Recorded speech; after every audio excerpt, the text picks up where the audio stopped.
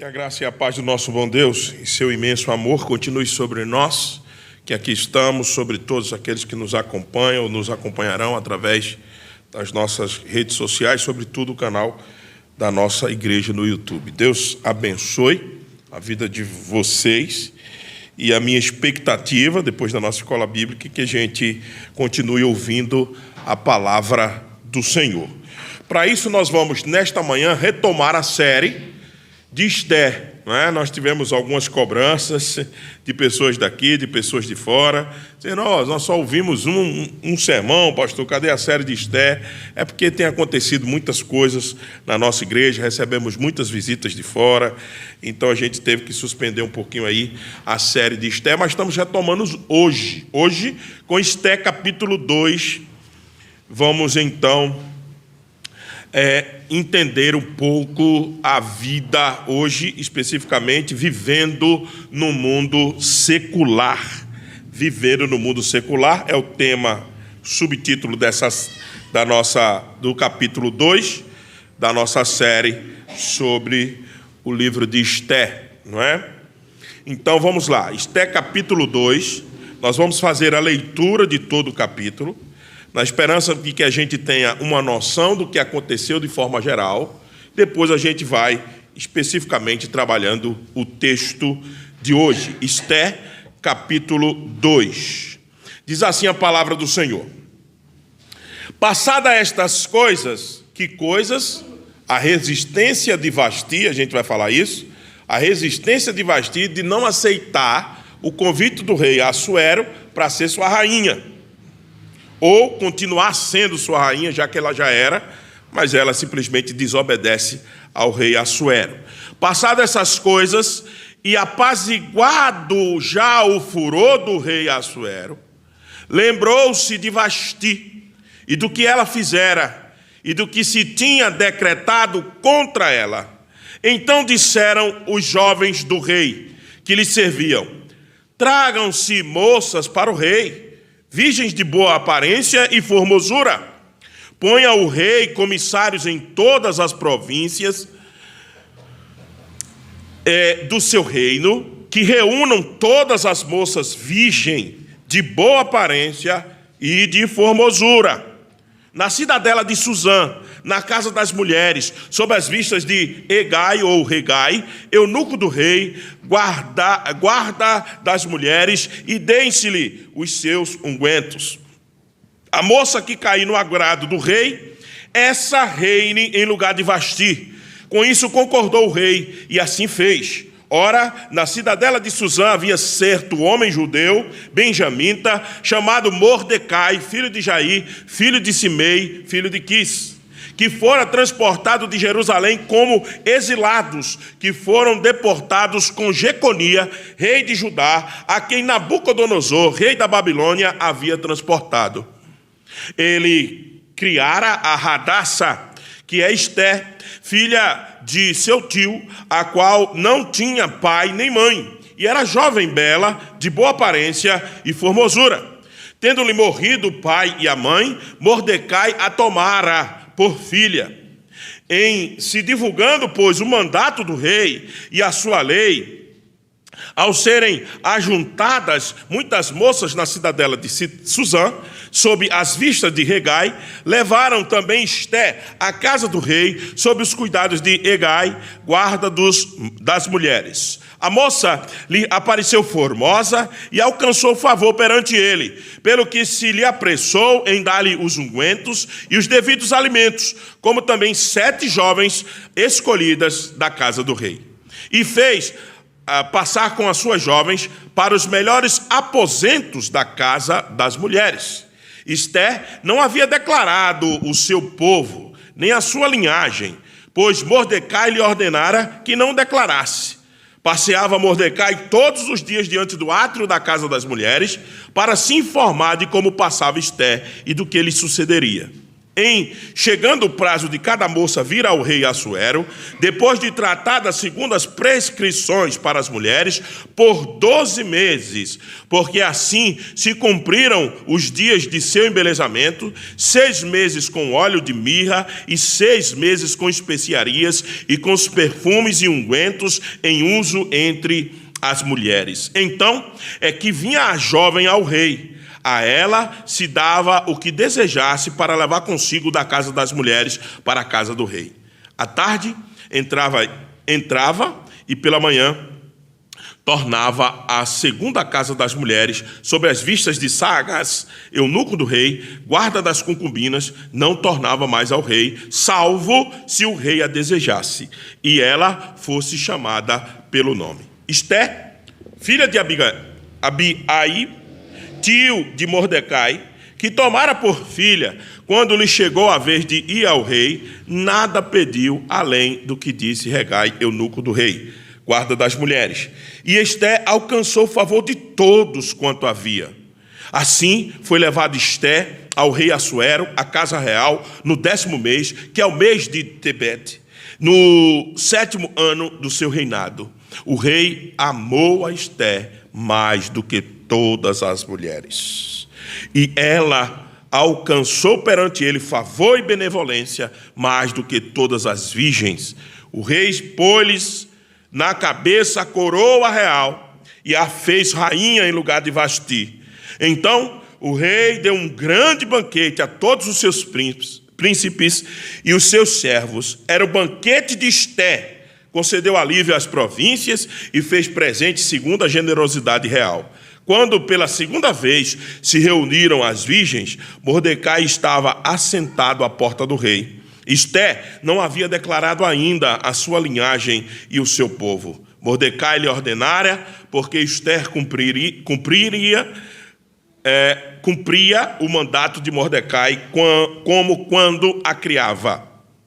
Naqueles dias, estando Mordecai sentado à porta do rei, 2 eunucos do rei, dos guardas da porta, Bigtan e Teres, sobremodo se indignaram e tentaram atentar contra o rei Assuero.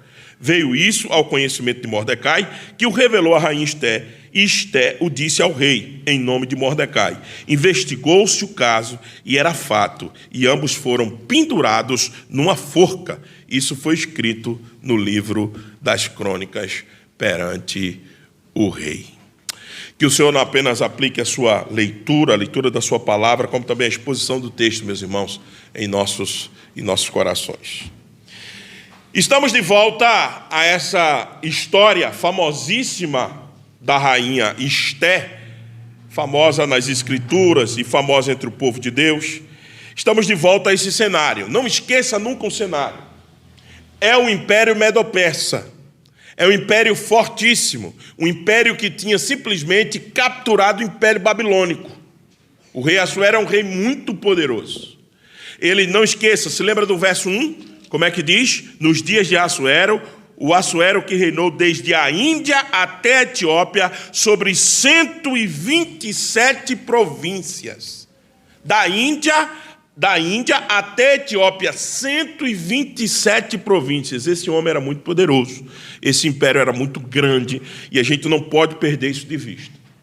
Era um império desenvolvido, era um império que realmente demonstrava não somente seu poder bélico, era temido pelos grandes guerreiros, mas também o seu poder financeiro. Não esqueça que o rei Assuero gostava de festas, e as festas eram banquetes de 6 meses, como a gente viu no capítulo 1. Era uma coisa assim, um gasto, muita riqueza e muita exposição do seu poder. Só que, se lembra de Vasti? O Império Humano, a fraqueza do Império Humano foi o tema na primeira mensagem. Vasti simplesmente diz não a tudo isso. Vasti diz, você não vai me usar de modelo aqui, de boneca sua, para os seus caprichos, mostrar-me como um troféu. Vasti disse a ele, eu não vou. E isso causou um grande problema. Era a primeira vez, talvez, que Assuero tenha sido enfrentado de frente por uma mulher. Isso causou um frisson no reino.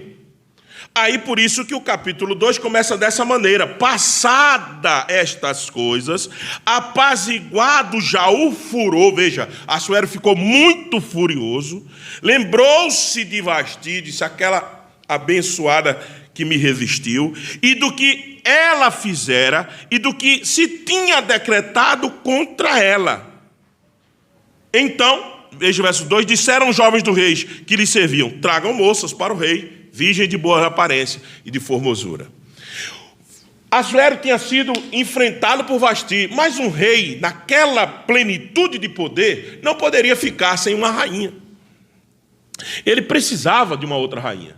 E aí, qual é a ideia que os jovens do rei, aqueles que serviam ao rei, tiveram? Olha, vamos fazer o seguinte: vai buscar todas as moças para que se traga para a presença do rei. Meus irmãos, no mundo secularizado, e esse é o tema de hoje, entenda, mundo secularizado que tenta excluir, deixar Deus de lado sobre as questões dos homens. Num mundo como esse, neste tipo de mundo, nós vivemos querendo manter a nossa firmeza no caminho do Senhor. Nós somos tentados o tempo todo a também ir com a maré, ir com a correnteza, dizer assim: olha, Deus, ele pode até existir, mas ele não interfere tanto assim na vida dos homens. Ele não modifica a realidade dos homens assim. Se eu não acordar todo dia para trabalhar, se eu não me esforçar para fazer um curso para melhorar o meu salário, se minha esposa não trabalhar, se meus filhos, nada cai do céu. Isso é conversa, isso é balela. Portanto, deixemos Deus um pouquinho de lado e vamos fazer o que nós temos que fazer. Sejamos maiores, atinjamos, pois, a maioridade como seres humanos. Esse é o discurso do mundo secularizado. O mundo que diz assim: esse negócio de Deus e religião já deu. Quem sabe faz a hora, não espera acontecer. Vamos embora, vamos fazer, vamos ser dono de nós mesmos, vamos ser dono do nosso destino, vamos propor o nosso destino. É ou não é assim que a gente se depara no mundo secularizado? Um mundo que quer simplesmente nos tragar e nos fazer com que a gente venha para os caminhos da secularização. E aí a gente começa a relativizar todas as coisas, aí a gente começa a pragmatizar todas as coisas, só fazemos aquilo que dá resultado para nós, tá certo? E aí a verdade depende do seu ponto de vista, e aí a gente fica relativizando. Esse é o desafio do mundo secularizado. E nesse tipo de mundo, você não é só pressionado a abrir mão da sua firmeza no Senhor, mas como a tomar decisão ou decisões que nós não gostamos. Esse é o caso. Você já leu o capítulo 2 de Esther nessa perspectiva? Ou você nunca leu? Você só leu aquela vitória de uma judia que era escrava e que se transformou a ser rainha. Essa é a romantização do capítulo 2 de Esther. Essa é a história romântica. Essa é a história bonita. Essa é a história de uma menininha que perdeu o pai e a mãe e que um primo mais velho, que, como Mordecai, cuidou dela, criou-a, e aí chegou um dia que ela chegou ao reinado da Pérsia. Essa é a história que nós estamos acostumados a ouvir. De alguém que era exilada, passou a ser rainha. Mas será que essa é a história do capítulo 2 de Esther? Será que é isso que está acontecendo aqui? Não é, e eu queria convidar você para refletir sobre isso. É sobre isso que veremos no sermão de hoje. Como viver no mundo assim. Como se comportar no mundo secularizado. Como se comportar no mundo que o sexo, a promiscuidade, o dinheiro, o poder, a glória é mais importante do que Deus. Como é que você comporta-se no mundo desse jeito? É isso que nós vamos ver nesse momento. No capítulo 1, nós vimos que uma mulher, Vasti, resistiu grandemente ao imperador Medo-Persa, dizendo não para ele, e nós aprendemos a dizer não àquilo que não é a vontade de Deus para a nossa vida. Nós dissemos não, se não é de Deus, nós não queremos. É assim que nós fomos ensinados o tempo inteiro. Já o capítulo 2 é uma história que vai fazer a gente refletir sobre quando a gente não diz não para algumas coisas deste mundo. Veja, o contexto começa do verso 1 ao verso 4, Assuero procurando o quê? Uma rainha. E qual era as qualidades dessa rainha? Que ela fosse virgem, de boa aparência e formosa. Está aí o verso 3 dizendo isso. Virgem, de boa aparência e formosa. Ele não está procurando qualquer mulher. Ele não está procurando uma mulher para que ele possa constituir junto com ela um grande reinado, por exemplo. Ele está procurando o quê? Quando ele determina que a rainha dele tem que ser virgem, de boa aparência e formosa. Ele está procurando o quê? Vida conjugal? Ele está procurando uma mulher que possa lhe ajudar, por exemplo, no seu reinado? É isso que ele está procurando? Uma mulher experiente, que lhe possa lhe dar conselho, se ele deve ir à guerra ou não deve ir à guerra? É isso que ele está procurando? Não, ele está procurando sexo. Prazer. Ele está procurando sexo, prazer apenas. Ele não está procurando uma mulher. Quando ele diz assim, tem que ser virgem, de boa aparência e formosa. O que é que Assuero está procurando? Saciar o seu prazer. Ele está procurando uma escrava sexual. Ele está procurando, certo? Alguém para satisfazer o seu desejo. Aí a gente lê o capítulo 2 de Esther, romantizando, dizendo isso aqui. Não, isso aqui é um grande desfile de moda. Já pensou essa mulherada toda desfilando na frente do rei? Coisa mais linda do mundo. Não, isso é um sequestro. Quem é que poderia dizer? Muita gente poderia dizer, mas quem é que tinha coragem para dizer, não, eu não vou para um negócio desse? Então, do verso 1 ao verso 4, há um estabelecimento de como Assuero quer essa mulher. Essa mulher tem que ser formosa, de boa aparência e virgem. E tem que ser preparada, cheia de unguento, para que chegue na presença do rei. Verso 4, a moça que cair no agrado do rei, essa reinará no lugar de Vasti. Com isto concordou o rei, e assim se fez. Ele está procurando um prazer, uma escrava sexual. É aí que a história começa a ficar problemática para nós, servos de Deus. Porque, veja, aparecem dois personagens a partir do verso 5. Quais são esses dois personagens? Que é nos dito, primeiro é apresentado Mordecai. Veja, o nome Mordecai é do deus babilônico Marduk. Todos os exilados e os escravos geralmente recebiam outros nomes. Mordecai recebeu o nome de... Mordecai tinha o seu nome e ele recebeu o nome de Mordecai. Ou seja, uma homenagem ao Deus da nação que escravizou Israel, que era o Deus babilônico. Se lembra de Beltesazar? Quem era Beltesazar? Daniel, não é? Daniel recebeu outro nome por causa de quem? Da Babilônia também. E Esther também recebe outro nome. O nome de Esther é Esther? Não, o nome dela é Hadassa ou Hadassa. Esther recebe outro nome. Então veja, por que o texto está fazendo questão de dizer isso? Porque eles eram o quê? Exilados, verso 6, que foram transportados de Jerusalém como exilados que foram deportados com Jeconia, rei de Judá, a quem Nabucodonosor, rei da Babilônia, havia transportado. O narrador está querendo dizer o seguinte, esse povo, esses dois personagens, Mordecai e Esther, pertencem ao povo de Deus. O povo da aliança. Essa é a ênfase que ele está dando aqui no texto. Muito bem. Mas veja o verso 8. Em se divulgando, pois, o mandato do rei, a serem ajuntadas muitas moças na cidadela de Suzã, sob as vistas de Hegai, levaram também Esté à casa do rei sob os cuidados de Hegai, guarda das mulheres. Você está vendo alguma resistência por parte de Mordecai e Esté? A pergunta que eu vos faço: deveria haver essa resistência ou não?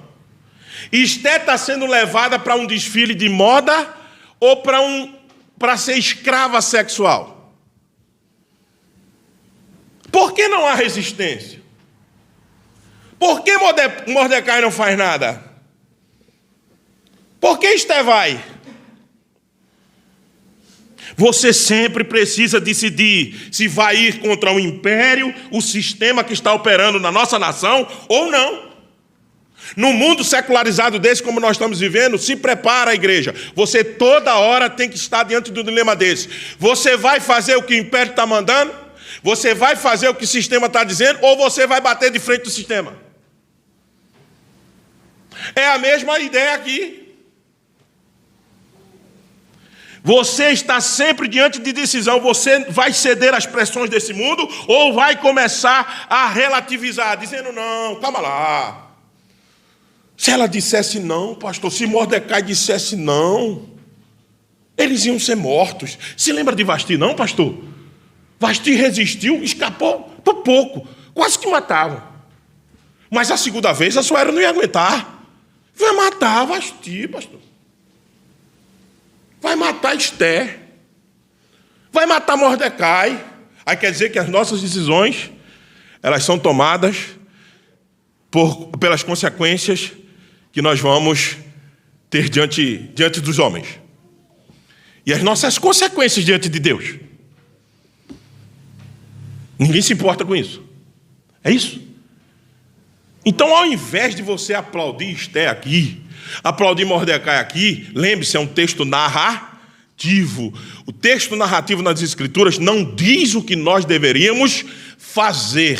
Diz muitas vezes ilustra o que nós não deveríamos fazer. Isso é um texto que? Narrativo. Por exemplo, existe a narrativa do pecado de Davi com Betseba. É uma narrativa, está lá, ele fez, ele arquitetou, ele matou a esposa dela para poder ficar com ela. Não foi assim? Aquilo é o que eu tenho que fazer? E você? Não. Aquilo é apenas que está contando um fato. Aqui nós estamos diante de um fato. Não quer dizer que Mordecai e Esté acertaram. Não quer dizer isso. Por quê, pastor? Vamos adiante nesse raciocínio. Como você agiria se o governo pedisse para sua filha ser usada como escrava sexual? Você agiria como? Eu tenho 2 filhas. Fiquei me perguntando a semana todinha diante desse texto. Diz assim: olha, estamos passando aqui.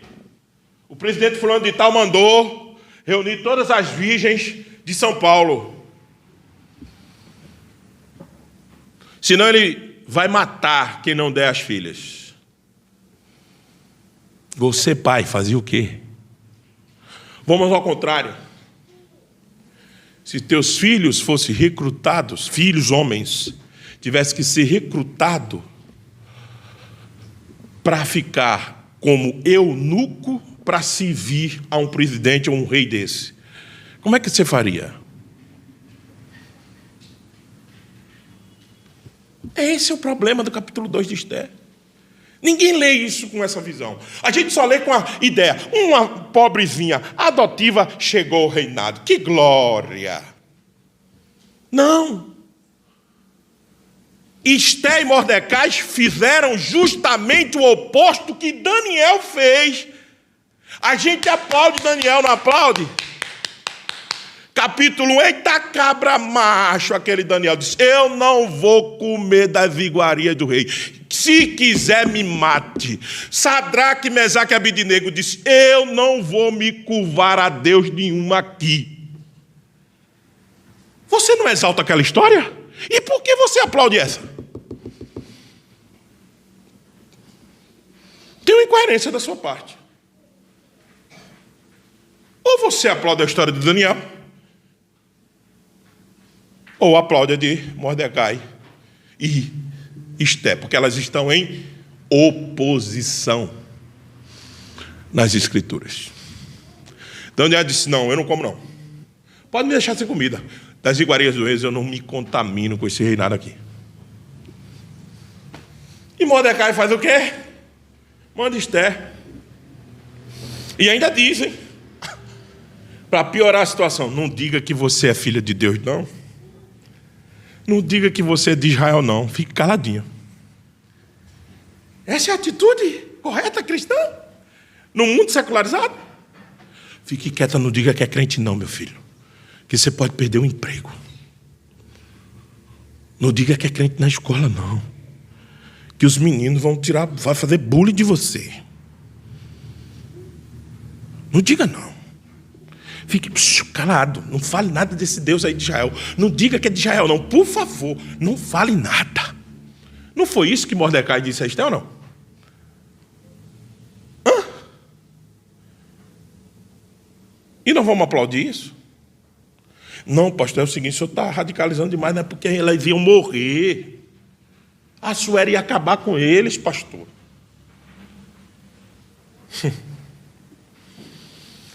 Mais importa temer a Deus do que aos homens. Foi quem que disse isso? Nossos pais apostólicos, diante do Sinédrio. Peçam tudo, mas não peçam para me calar de falar desse Cristo, não. Porque importa obedecer a Deus do que aos homens. Isso é a nossa vida cristã. Você vai relativizar agora? Você vai relativizar agora? Você vai dizer: não, não é bem assim não. Você vai relativizar agora? Mordecai tomou a decisão de não se identificar como judeu e mandou a sua filha adotiva Esté que fizesse o mesmo. Ele não resistiu à ideia de entregar sua filha adotiva ao império para ser usada como escrava sexual. Você não vê resistência, ele simplesmente entrega.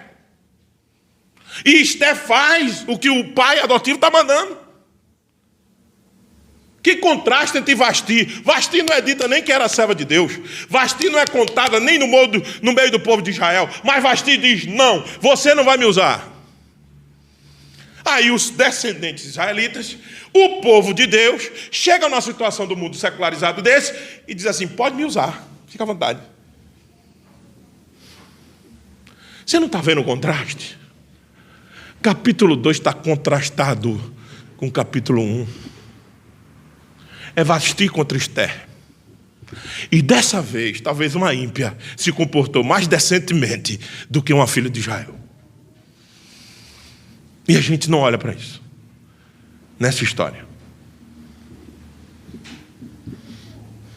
Então veja,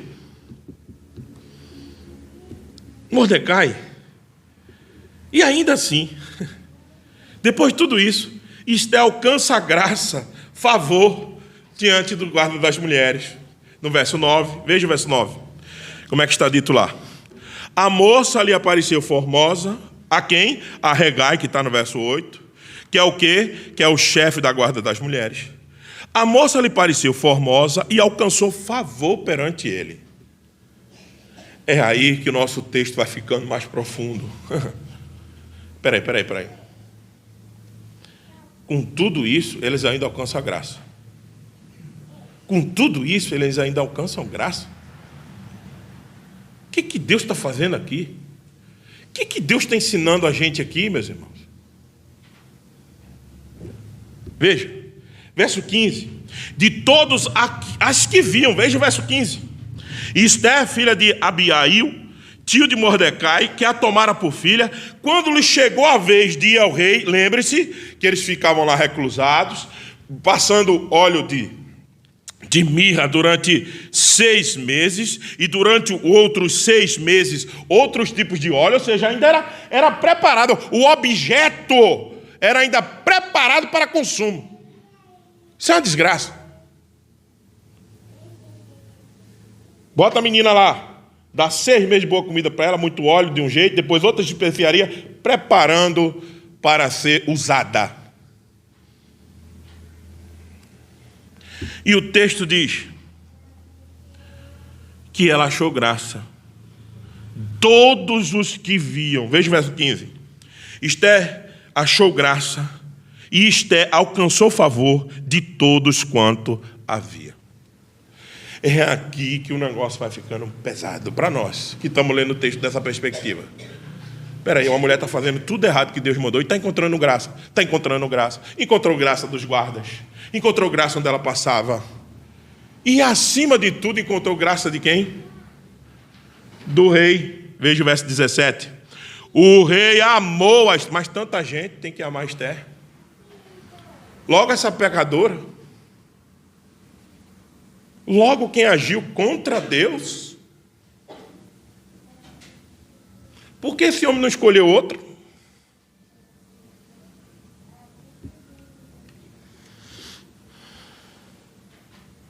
Esther alcançou favor de todos, inclusive do rei. O rei amou a Esther mais do que todas as mulheres. E ela alcançou perante ele favor e benevolência mais do que todas as virgens. O rei pôs-se na cabeça a coroa real e fez rainha no lugar de Vasti. Caminhos tortuosos. Caminhos de pecado. Esther come a comida do rei. Não resiste à ideia de ser usada como escrava sexual, não se identifica como judia e nem como serva de Deus, porque a exilada Esther não agiu como Daniel, que não comeu a comida do rei, não se prostrou diante de rei nenhum, porque a exilada Esther não agiu como Daniel. Porque às vezes podemos ser lançados na fornalha de fogo quando a gente enfrenta o sistema. Quando você bate de frente com as ideias deste mundo, esteja pronto, você pode ser lançado na fornalha de fogo. E é por isso que Esther temeu. Mordecai também. Esther poderia alegar que não tinha escolha. Esther poderia dizer, olha, eu não tenho escolha, mas Vasti também não tinha. Daniel também não tinha, os 3 amigos de Daniel também não tinham. E por que eles se posicionaram diferente?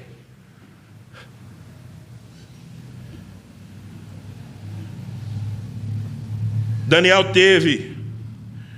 não teve escolha e não morreu. Por quê? Porque a obra da providência de Deus o acudiu e o livrou. Entretanto, muitos tomam decisões firmes ao lado do Senhor, para a obediência à sua lei neste mundo secularizado, e morrem. Sim, muitas vezes nós vamos tomar decisões ao lado do Senhor neste mundo, e vamos morrer, vamos. Eis aí os nossos irmãos que estão em países perigosos, pregando o evangelho, e colocam a arma na cara deles, e dizem a eles, ou nega Jesus ou morre, e ele diz, eu creio em Jesus. E eles morrem. Eles são decapitados, eles são mortos em praça pública, e daí? Morrer, entretanto, morrer servindo ao Senhor, não há problema nisso. Deveria ser um privilégio morrer por fidelidade ao Senhor, e muitas vezes a gente não pensa nisso. Morrer pelo seu Senhor? Morrer pela causa dele? Você já imaginou que privilégio? Não, talvez seja atemorizante para você e para mim, mas para muitos irmãos era privilégio. Por outro lado, e se Deus quiser usar nossa fragilidade e os nossos pecados de omissão para uma causa maior, agora a gente vai enquadrando a história de Esther. Se Deus, vou repetir, e se Deus quiser usar nossa fragilidade e os nossos pecados, porque Mordecai e Esther pecaram sim contra o Senhor, e usar os nossos pecados para uma causa maior, aí é o que a gente diz que esse livro é de Esther, a obra da providência. É aí que a gente diz a mão de Deus por trás do livro. O livro não tem a palavra Deus. Existe a palavra Deus no livro? Não existe. Mas Deus o tempo todo usando as pessoas para chegar no seu propósito. Por isso, deveríamos agir Não como Esté, deveríamos sempre agir como Daniel. Mas, assim como a história de Esté mostrará até o final, deveríamos pensar que os nossos pecados de agora não nos impedem de servir de maneira única, como vai ser o caso de Esté. Isto é, soberania de Deus atuando. Louvado seja Deus por isso. O teu pecado de hoje não quer dizer que você ficou inutilizado, impossibilitado de ser usado de maneira grande no futuro. Sabia disso? Esse é um ensino da história de Esté. Esse é um ensino. Esté vai ser usada ainda poderosamente para salvar o povo de Deus, mas não quer dizer que ela acertou, ela errou. E você tem que dizer, eles deviam ter feito como Daniel. Eles deviam ter feito como Sadraque, Mesaque e Abednego. Eles deviam ter resistido. Eles deviam ter dito, não, me mate, mas a menina não sai daqui. Mordecai tinha que dito, pode ir embora, mas a menina não sai daqui. Mate-me e mate a ela, mas aqui ela não sai. Eles erraram. Eles pecaram, mas na obra da providência, os nossos pecados, não pela graça divina e por sua soberania, não anula a possibilidade de, mesmo com nossas falhas, nós sermos usados no futuro, de forma poderosa e gloriosa, como Esté foi. Agora, por isso nós vamos pecar? Não. De jeito nenhum. Isso é soberania de Deus atuando. Tanto é que logo, porque você já pensou que essa história que Mordecai ouviu 2 guardas do rei tentando matar o rei, ela está colocada logo imediatamente aqui na coroação de Esté. Você já pensou nisso? Você já pensou? Parece que está meio sem sentido isso aqui. Para que colocar uma história dessa logo depois da coroação de Esté?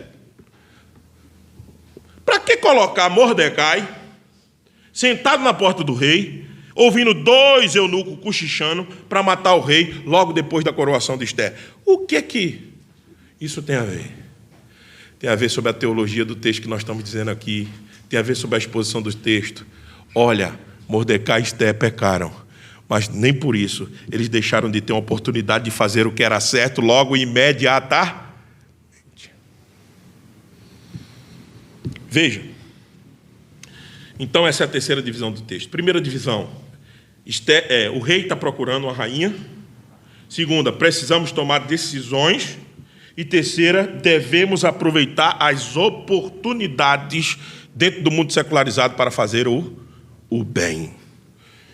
Veja, verso 21 a 23. Naqueles dias, estando Mordecai sentado à porta do rei, 2 eunucos do rei, dos guardas da porta, Bigatã e Teres, sobremodo se indignaram e tramaram atentar contra o rei Assuero.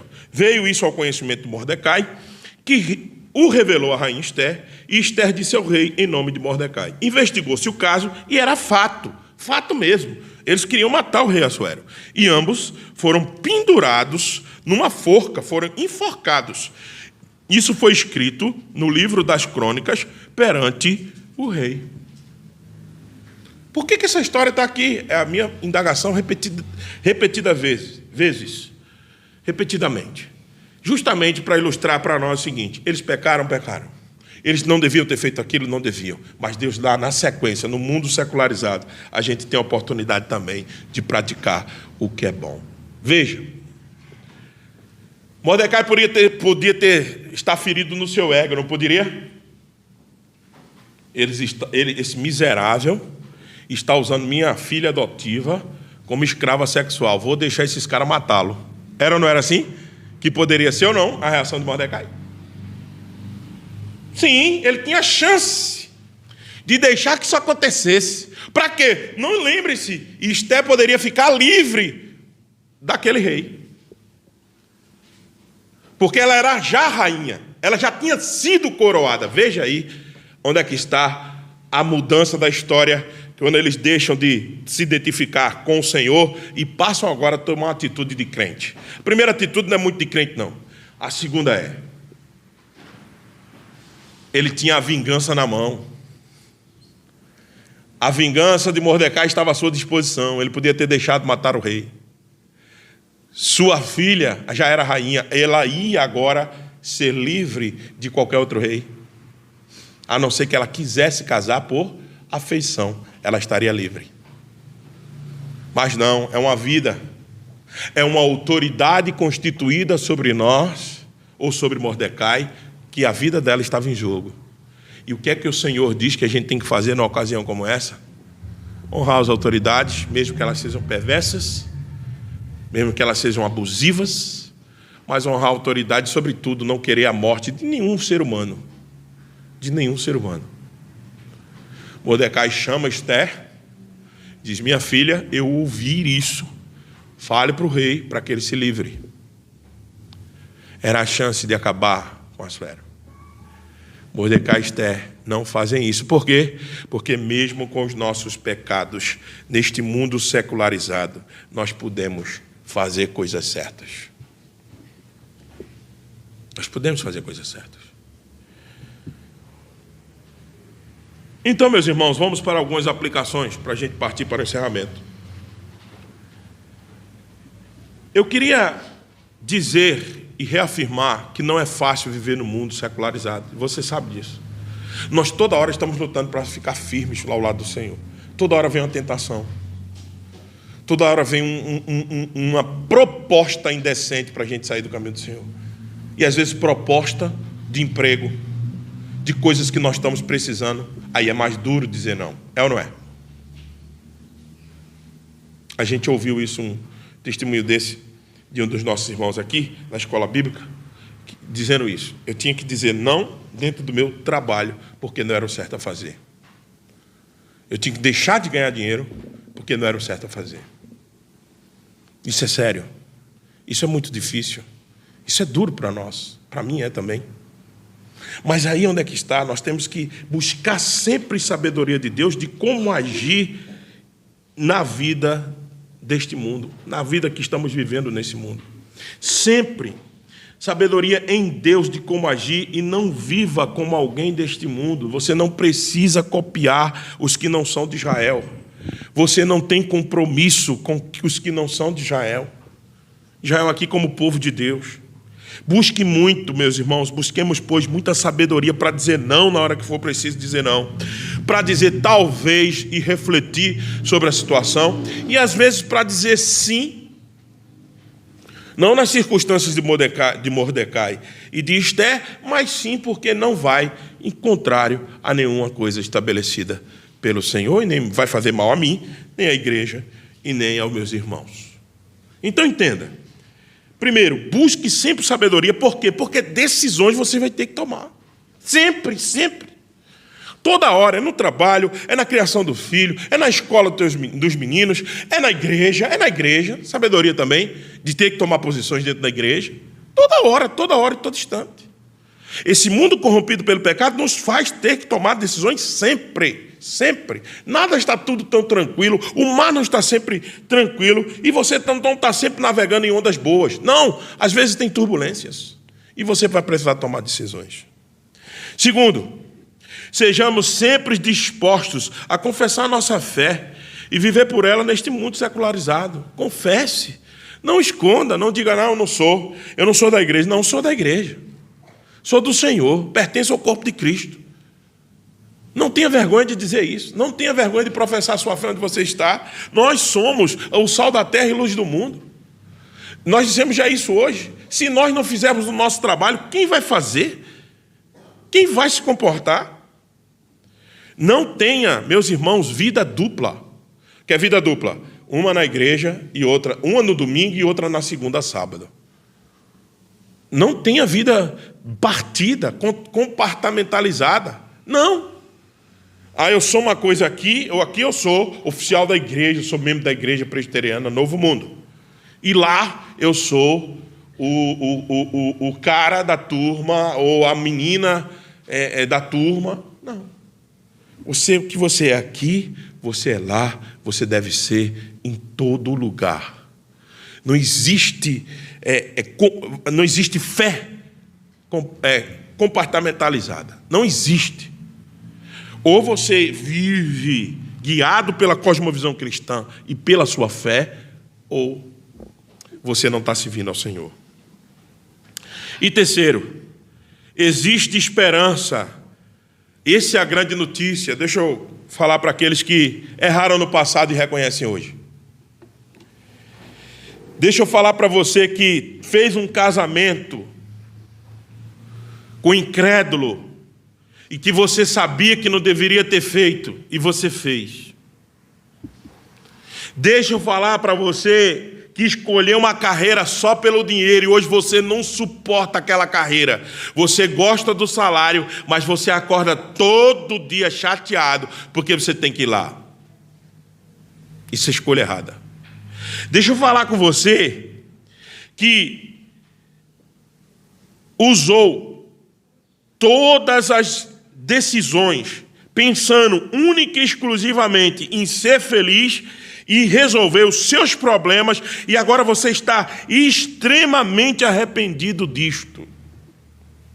A boa notícia é que há tempo para você consertar tudo isso. A boa notícia é que Deus pode usar você na condição que você está e de maneira única. Tem pessoas aqui que estão casadas com incrédulos que talvez seja a grande oportunidade de ser usada dentro de suas casas da maneira que nenhuma outra pode ser. E nenhum outro. Esther foi assim. Ela foi usada de maneira que nenhuma outra mulher poderia ter sido usada. Você vai ver isso no decorrer da história. Isso não paga os nossos pecados? Não. Não apaga as nossas decisões erradas? Não. Mas deveria nos levar a render graças, porque o Senhor é capaz de extrair beleza de onde só existia feiura. Esse é o nosso Deus. Nas suas decisões erradas, nas minhas decisões erradas, mesmo sendo nós responsáveis pelos nossos próprios pecados, mas é nessas condições que Deus extrai beleza, onde só havia feiura. É o que Ele faz na história de Esther, é isso que Ele vai fazer. Começou feia, começou negando a Deus, começou não se identificando como povo de Deus, começou como escrava sexual, vai terminar como libertadora do povo do Senhor. E isso não é pouco.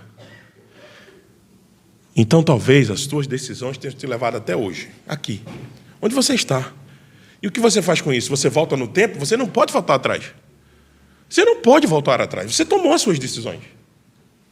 E elas têm consequência, tem, muito bem. Aí por isso você vai viver a vida inteira chateado, sofrendo, triste. Não. O Senhor está nos mostrando, através dessa história de Esther, que mesmo nas decisões nossas erradas, nós podemos ainda glorificar o nosso Senhor. Podemos ainda sermos usados, nesse ambiente de feiura, sermos usados para vermos a beleza que Deus pode fazer com a nossa vida ainda. Essa é a minha expectativa. Agora, tudo isso é possível por quê? Tudo isso é possível por causa da obra de Cristo na cruz do Calvário, meus irmãos. A graça que nos foi oferecida na cruz possibilita a mudança da nossa história sempre. Mesmo quando nós tomamos decisões erradas e pecamos contra Deus, a graça da cruz vem de volta e coloca a gente no lugar de novo, de restauração, de condução, novamente, porque é isso que Cristo fez conosco. A obra da cruz do Calvário é, sem dúvida nenhuma, o que me possibilita viver mesmo no mundo secularizado.